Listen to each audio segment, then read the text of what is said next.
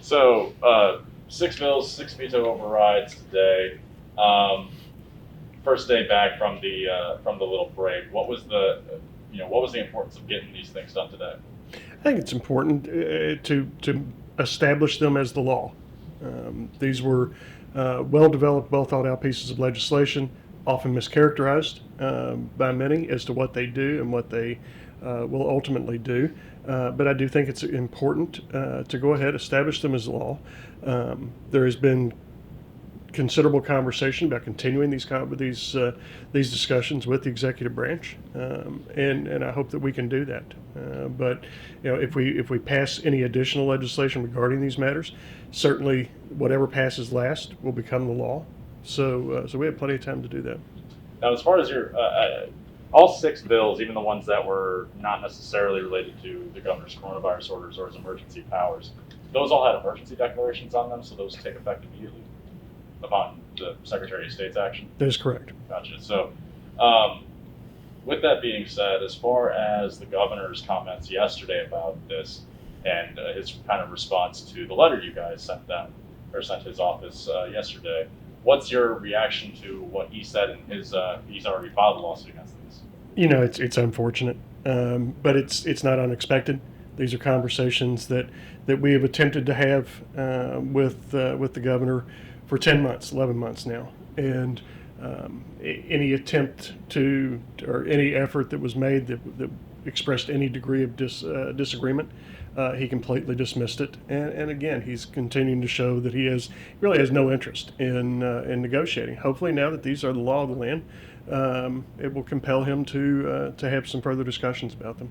As far as Senate Bill 1 is concerned, I know it's a Senate bill, but to your understanding, does that start the 30-day clock today on his orders, or how does that affect his orders? No, the legislation that was enacted today, and that is something that is very commonly mischaracterized, is that we did not repeal a single executive order with anything we passed today. We didn't pass a single or repeal a single emergency order with the legislation we passed today. We set a framework for how we would deal with this going forward. When this will become of consequence, quite frankly, is when we leave in March. Well, kind of to that point, obviously there's a lot of concern that this would undo a lot of the governor's coronavirus orders. How is the bill supposed to, in your mind, actually work as it stands today? It sets up a framework that requires him to consult with us when things run beyond 30 days, with us not being in session. So are his coronavirus orders still in effect until you guys adjourn in March? Is that They are in effect until we repeal them. when? Is there any discussion about repealing them? There has been some discussion, Where are those talks at? discussions, private. Well, and I mean, I guess just keeping on that point, obviously a lot of the opposition to these bills, both among Democrats and among people who are more in favor of what Bashir's actions are, they're worried that a lot of this stuff is going to be gone by the wayside. And that's because there has been a lot of fear mongering about it. They've been complete and total distortions of fact. The fact of the matter is we have not repealed a single executive order or emergency declaration, not one. So, and again, just to reiterate that point, so all of the orders previous to this bill being filed, those are still in effect. They are still in effect until the legislature does any action on them. Correct. Okay. Well, and kind of to the point, obviously, the arguments about this are the General Assembly is a large body, a lot of lawmakers, a lot of voices, and a very deliberate body.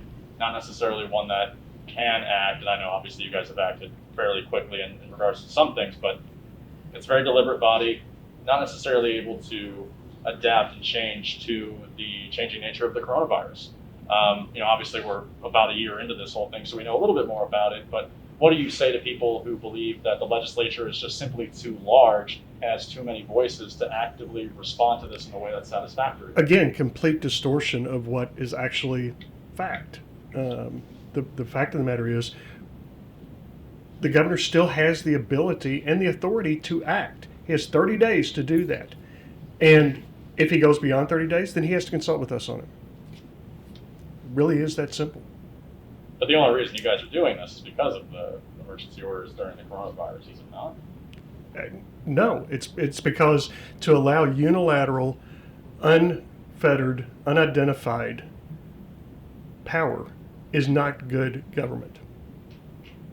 And the concern with House Bill 1, I know it was changed, to also include the governor's orders, whichever one is more lenient between them and the CDC guidelines. I mean, you've seen the letters as far as the CDC's concerns over this bill.